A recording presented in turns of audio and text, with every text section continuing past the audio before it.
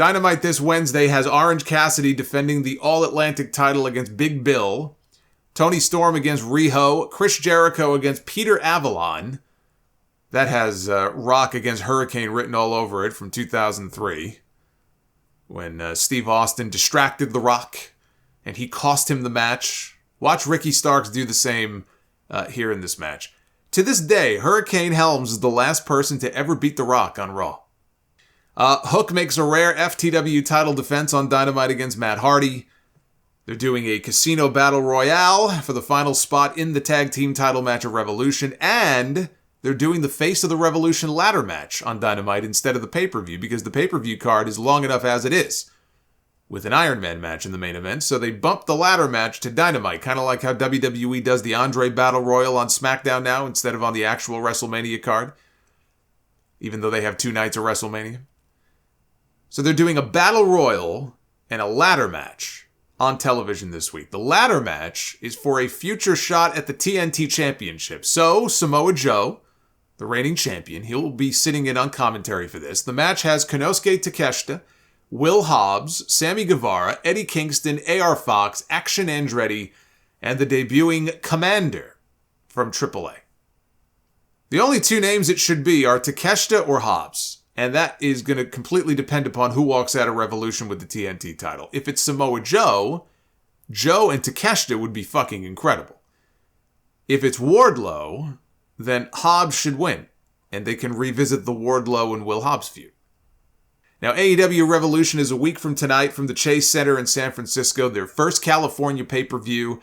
They're set up for just under 10,000 fans in the building, only 7,000 tickets sold so far. Actually, maybe a little under 7,000, which has to be a disappointment for a pay-per-view. I don't see any positive way to spin that number. By the time we get to Revolution, there's walk-up. Maybe they'll have close to 10K. But they should be pulling in 10K with ease for a show like this. They only have 4 pay-per-views a year. So, and it's a new market, but they should be pulling 10K easily for a show like this. I think it's also reflective of the build. The build for this show has been largely very cold. But here's the card as it stands, and I'm going to give you my early predictions. I know we still have two shows left on television this week, but I'll give you my early predictions here a week out. They may add things on TV this week. I hope not. I hope not. I think 7 matches with an hour-long main event is perfectly fine. We have Chris Jericho against Ricky Starks. The build has been very strange, given that Ricky already beat Jericho once, and he has been fighting to get another match so that he can beat him a second time. Ricky should win here. They need to make it clear the first win was not a fluke. But Jericho wrestling Peter Avalon on Dynamite this week, let's say if Ricky costs him the match, it makes me nervous. Because does Jericho lose to Peter Avalon on Wednesday, let's say if that happens, and then lose again on Sunday? So that's number 1. Number 2 is what really worries me. The stipulation for this match in their graphic originally was that everyone is banned from ringside. I said that right at the top of the graphic. Everyone is banned from ringside. That graphic has since been changed to the Jericho Appreciation Society is banned from ringside. So everyone is no longer banned from ringside. Jericho filed a trademark application 2 weeks ago for the name Jeri-Show, which was the name of his tag team with Big Show when they were the tag team champions in WWE. Paul White now works for AEW. Not only does Paul White work for AEW, he plans to be back in the ring as early as next month. He says that he's been recovering from knee surgery. He was in a wheelchair for 11 weeks or something like that. He just got a new titanium joint that's good for the next 35 years, and he's been training to get back in the ring. So Jericho files the trademark application for Jeri-Show, and they change the wording of the stipulation, and you've got Paul White talking about getting back in the ring soon. We're going to be getting Big Show involved in this match, aren't we? I think so. And because of that, I'm predicting a Chris Jericho win. We got the Gun Club defending their AEW tag team titles in a 4-way match against the Acclaimed, Jeff Jarrett and Jay Lethal, and the winners of the Casino Battle Royale this Wednesday on Dynamite, which again I think is going to be FTR. But I don't think the titles are changing back yet. It still feels to me like Billy Gunn is going to end up siding with his sons and helping them retain. So I'm picking Gun Club for the win. Samoa Joe, the king of television. He defends the TNT Championship against Wardlow. Joe is also the Ring of Honor television champion, and with, ROH starting its new weekly show this week, that's where I think he's going to be spending most of his time going forward. This was always designed for Wardlow to come back and get his revenge.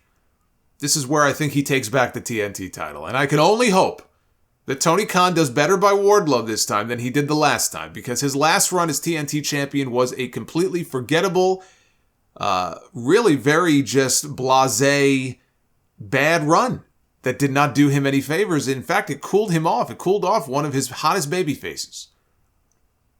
Now he has to heat him back up again. It's like a fucking plate of food, putting it in the microwave. He's going to try to heat up Wardlow again, back to where he was. I mean, he's still over, but to heat him back up to where he was before, this is step one in that process. Jamie Hayter defends the AEW Women's Championship in a three-way dance against Saraya and Ruby Soho. Saraya, she has not wrestled much since she debuted. Only 4 matches, 2 of which were tag team matches. Her run has been a disappointment. In the ring, she may be holding back a little bit, which is understandable. She needs to stay healthy. But even out of the ring, even her out of the ring segments, it's just been very underwhelming. This is her chance to go out there and show what she can really do. This is going to be a real test for her. Her first championship match in 7 years, since 2016 against Charlotte Flair. This is the biggest spotlight for Ruby Soho since she came back from her injury, and Jamie Hayter is killing it right now. She's not losing that title. That would be very dumb. But I don't know how this match is going to go. You have a collection of 3 women that haven't worked together before. Triple threats can be a clusterfuck depending on who's involved. So I don't know how good the match will or won't be. But Jamie Hayter is retaining. The drama, I think, may come after the match is over. If Ruby was to still end up possibly aligning with Saraya and Toni Storm and joining their little outsiders crew, I think that's still a possibility. But Jamie Hayter is going to retain her title. We have Jon Moxley, one-on-one against Hangman Adam Page in a Texas death match. Hangman beat Moxley last month. Moxley came back and beat him a few weeks ago. As protected as Jon Moxley was for much of last year, it would be more interesting to see him start losing and spiraling into madness, especially if these teases of a possible heel turn for the Blackpool Combat Club are any hint. All the more reason to think that Moxley is losing here, and he should. I've got Hangman going over, and what we all know is going to be a bloodbath. I expect Moxley to be bleeding within the first 60 seconds of this match. I've said my piece on the blood stuff, but in a Texas death match, to blow off the feud, this is where you would expect both men to get color. There's going to be lots of plunder and barbed wire and garbage and stuff, but in the end, I think Hangman gets the win. We have Kenny Omega and the Young Bucks, the Elite, defending their AEW World Trios titles against the House of Black. The build for what is really the biggest possible match they could do in this Trios division has consisted of some spooky House of Black videos and the Elite playing basketball. Riveting. Riveting storytelling. Nick Jackson's jump shot is not going to help them in this match. But that could all be washed away by these men going out there and tearing the house down. The only house being torn down would be the House of Black if they were to lose this match. They need this. They need something. Tony Khan needs to give these men something. The House of Black should beat the Elite and win the Trios titles, and I think they will. I'm picking the House of Black to win. They have been feeding the Elite some wins on TV to keep them busy. If they win here, my question is then what? Let's say the Elite wins, then what? A rematch? A rematch makes sense if they lose and they want to win the titles back. Then you can do a rematch. The House of Black should walk out the new Trios champs. That is the only acceptable outcome here. And we need Kenny Omega back doing singles matches. I'm sorry, not just this trio stuff. He needs to be back in singles matches. I noticed that they're doing Dynamite and Rampage in Winnipeg on March 15th, which is Omega's hometown. It's also where Chris Jericho grew up. Remember, I'm from Winnipeg, you idiot. right? He wasn't born there, but he was raised in Winnipeg. I would like to see them give Kenny Omega a big match on that show. Maybe against Adam Cole. If that turns out to be the night he returns, I know Adam Cole's a babyface now. He may not be in Winnipeg if he's in the ring against Chris Jericho or Kenny Omega. But either one of those matches, I think, would be a big attraction for that episode of Dynamite if they wanted to do Adam Cole against either one of them. And then we have the main event. A 60-minute Iron Man match for the AEW World Championship. MJF defends against the American Dragon Bryan Danielson. The last hour-long match with Bryan Danielson was against Hangman Page, and it was outstanding at Winter is Coming 2 years ago. That was different in that we did not know going into it that it was going to go the distance. Here, we already know it's going to go the full 60 minutes no matter what. It is up to these two men to make the first half of the match as interesting as possible and keep the fans engaged. That can be a problem with an Iron Man match. That's the drawback of doing an Iron Man match. I have always thought that announcing it as a 60-minute match in advance hurt the Bret Hart-Shawn Michaels WrestleMania match. Especially if it was only going to go one fall anyway. It would have been a lot better in hindsight not to know that going in. But this has been the best story on AEW television since MJF killed off William Regal. It's a familiar story with MJF forcing his opponent to jump through hoops to get a match against him. It's basically been every single feud that MJF has ever had. He did the same thing with Cody Rhodes. He made Cody wrestle Wardlow in a cage. And then if he beat Wardlow, he would have to take the 10 lashes, right? So they did this with Cody. He did the same story with Chris Jericho, the Labors of Jericho. He did it with CM Punk. He did it with Wardlow. And now here he's doing it with Bryan Danielson. He even acknowledged it on TV. He said, it's kind of my thing that I make people jump through hoops. It's very repetitive. But it also gave us some fantastic TV matches with Danielson against Takeshita and Bandito and Rush. He also had the match with Timothy Thatcher, and he won all of them. His win streak comes to a halt next Sunday. I think MJF will be up 3 falls to 2 heading into the final moments. Bryan's going to have him in the LeBell Lock. MJF is going to be trying to hang on just long enough to run out the clock and retain the title by the skin of his teeth. By a single fall, I think MJF will win the match. I can see the Dynamite Diamond Ring coming into play without the referee seeing it. He knocks Bryan out. Maybe that's how he runs out the clock. But MJF is not losing the Big Burberry belt in his second title defense. So MJF wins. And I was thinking, what next? Right? He beats Bryan Danielson. Where does MJF go from here? Who are the future title defenses for MJF? If Hangman Page beats Jon Moxley in the Texas Death Match, they could very well push Hangman back up into the world title picture, and you can have the two AEW originals in MJF and Hangman going at it for the championship, right? That could be a match. Wardlow is always a possibility because of their history together and the fact that the one match they did have, Wardlow didn't just beat him, he annihilated him. But if Wardlow is going to win the TNT title back, they're not going into Wardlow and MJF this soon. That could be further down the line. Adam Cole. I absolutely think Adam Cole is going to challenge MJF for the championship sometime this year. The only question is what pay-per-view. Double or Nothing feels too soon. All Out in Chicago seems just right. Unless CM Punk comes back. And if CM Punk ends up coming back to AEW, then you could do CM Punk and MJF, which is the match they were going to do at Full Gear before all their plans went to hell. So all of those names are possibilities. I don't know which one they go with next. Hangman would seem the most likely to me. Because again, Cole too soon. Wardlow, if he wins the TNT title, it's not the right time. But I look a little further into the year. I look further into the future. And I think I even pitched this idea when the story on Sting came out a few months ago, and he talked about how this is going to be his final year.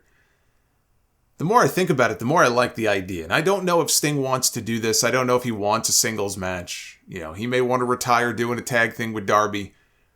But I love the idea of a story around Sting. If this is his final year in wrestling, and he really is calling it quits, right? We just saw Muto the other day wrestle his final match, right? That was the end of one legendary career. Sting tagged with him in January, right? Because they had history together. Sting is barreling towards his final match. And what a great story it would be. And Sting is still very popular. And Sting can still go, right? He probably can't do a terribly long singles match, but he can still go. You build a story around Sting wanting to have one last run as the champion, or to win that one last title. Maybe Darby is hyping him up the way that he hyped up Darby before Darby won the TNT belt back from Samoa Joe. And Darby says, you can do it, man. You can be the champion one last time before it's all over, before the sun sets.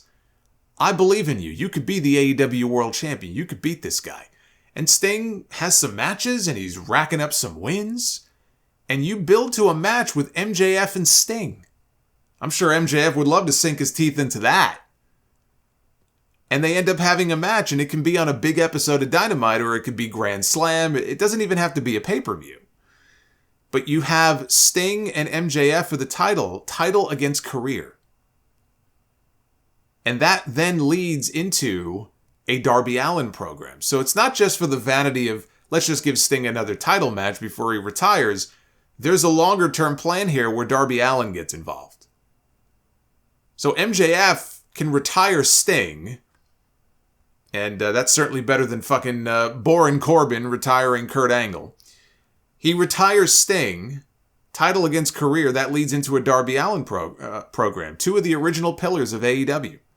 They had an excellent match to open up Full Gear a couple of years ago, and I always thought the next time we see these two in the ring locking it up, it would be in the main event for a world title. So it segues perfectly then into a feud with Darby Allin and MJF for the championship later in the year. So the more I think about that idea, I like it. I think that there could be a great story to be told there. And what a way for Sting to go out, right? He's not going to win the title, and it puts even more heat, if that's possible, on MJF. So all of those things, and Darby then connecting it to him, I just think it makes sense. One other name I would throw out there, though, as far as who wrestles MJF, who takes the title eventually from MJF, I throw Ricky Starks out there. I think Ricky Starks a year from now could very well be the AEW World Champion.